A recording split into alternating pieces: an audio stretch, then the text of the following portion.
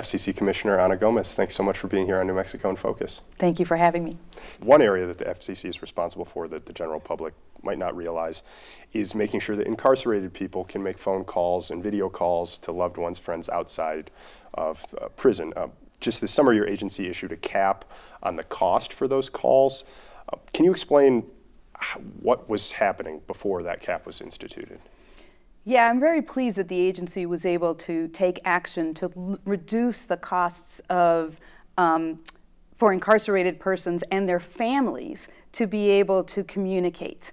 What was happening before was there was a lot of extraneous costs that were being paid for using the per minute costs of a phone call that these incarcerated persons were making to their loved ones or to whomever they needed to communicate with.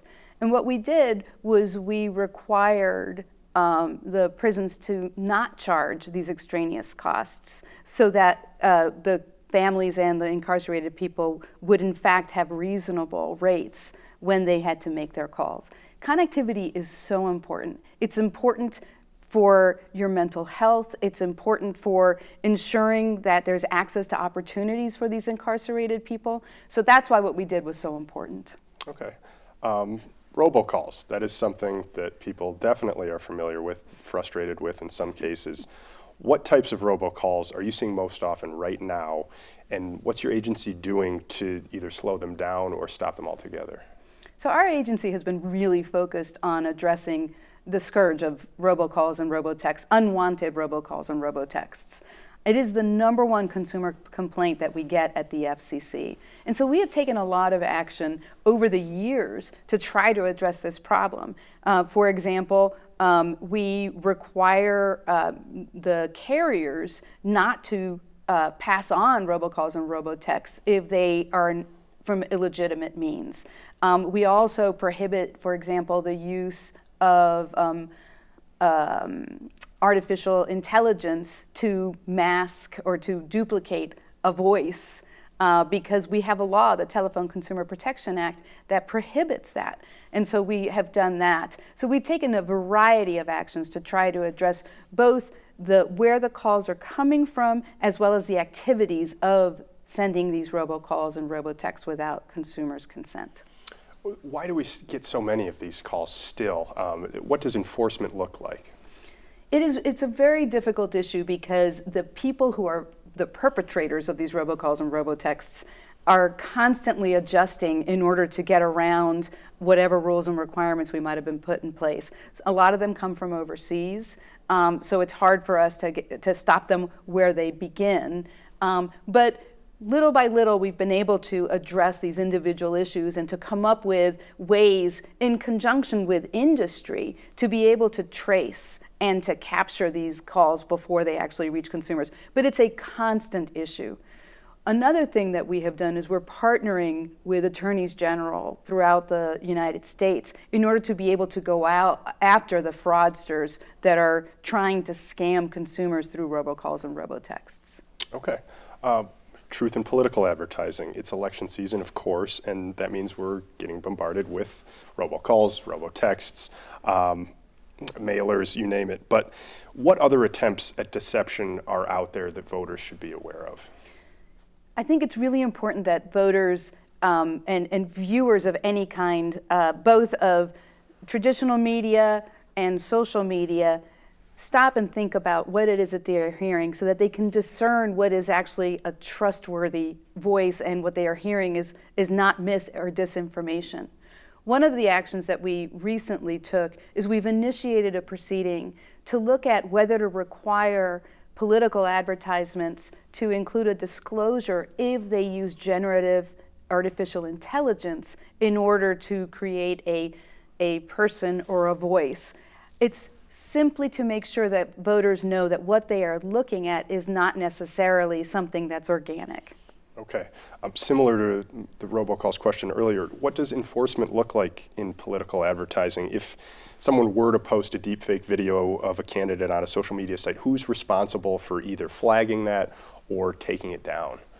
So in terms of social media, the FCC, my regulatory agency, does not in fact have any enforcement authority over those types of advertisements. So what we are only looking at is really the disclosures that the broadcasters in running the advertisement make sure that the advertisement itself includes.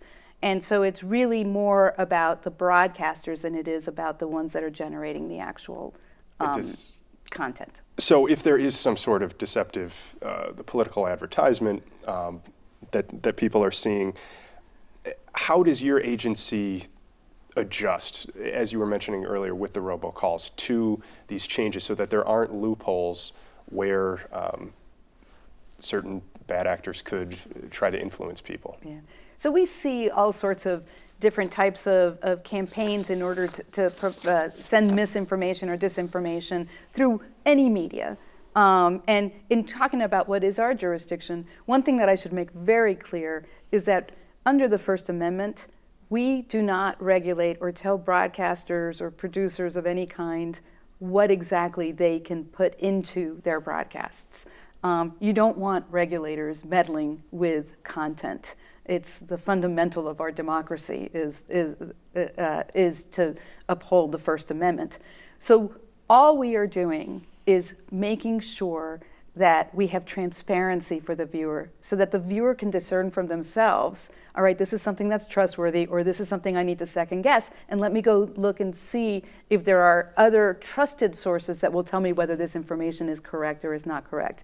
That is why I feel that media literacy is so important right now, because as we mentioned earlier, we have so much information at our fingertips, and that information may not be truthful, but it may speak to our biases. So we may be more open to receiving it and believing it. So it's really important that everybody take a moment, stop and say, is this really true? Let me go check this through a variety of trusted sources, and that includes journalism, to make sure that what I'm hearing is correct and that I'm not acting on something that's untrue. Now, one of your agency's stated goals and responsibilities is ensuring connectivity across the country, regardless of geography. That's a serious roadblock here in New Mexico. Which communities are hit hardest by this lack of connectivity that I'm talking about here? We see lack of connectivity in all parts of the country, whether it's rural or urban or, on an island in Alaska, in Hawaii, in Puerto Rico, all over the country. We see lack of connectivity, and there's two reasons for it. One is the actual deployment itself. Some areas are very hard to reach, and they may be hard to reach because of the geography, the topography, the lack of population makes it costly to serve. So what we are doing right now, what the administration is doing right now, is it has billions of dollars that were authorized under the bipartisan infrastructure law to deploy broadband to every corner of the country. As part of that as well, the other issue with connectivity is affordability. You may have access to it, but it's actually outside of your reach because you can't afford it. And so the bipartisan law also authorized what's called the Affordable Connectivity Program, which provided funds to households that were eligible due to income levels or other reasons to show their need, a monthly subsidy for the provision of broadband. And that was a great program. We had 23 million households signed up for this program, households who either were never connected before or maybe were precariously connected. They're households that from month to month have to make a decision between paying the babysitter or paying their broadband bill. Unfortunately, that program has run out of funding. And so we really need Congress to refund the program, because otherwise these 23 million households, many of them are going to have to face the difficult choice between paying for their broadband bill or paying for rent or for food. And that's not a position that anyone in today's society, which is so connected, should have to face. Now, there is a project that your office is involved in right now on tribal lands that does not rely on internet connectivity. KNME is also involved as a disclosure. Can you tell me about the new Missing Persons Alert project and how it works? Many people are familiar with Amber Alerts and Silver Alerts. These are codes that can be used to send out over broadcast, over wireless networks, over other networks, in order to alert to a missing child with Amber Alerts or a missing senior adult under Silver Alerts. Well, we didn't have any code, to address the period in between. The Missing and Endangered Persons Alert Code is now how we are able to do that. And it's important because there are a lot of people out there that are lost or endangered, and the Amber Alerts and the Silver Alerts have been hugely successful. The recovery rates for those two alerts are actually very high. In the particular case of the Missing and Endangered Persons alerts, we're also very hopeful that it will help to address the missing and murdered Indigenous persons crisis that we're facing in this country.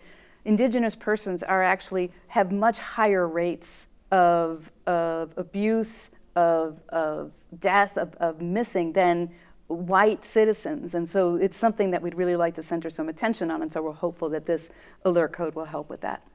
Okay. In April of this year, you voted to restore what's known as net neutrality at the national level. Can you explain what net neutrality is?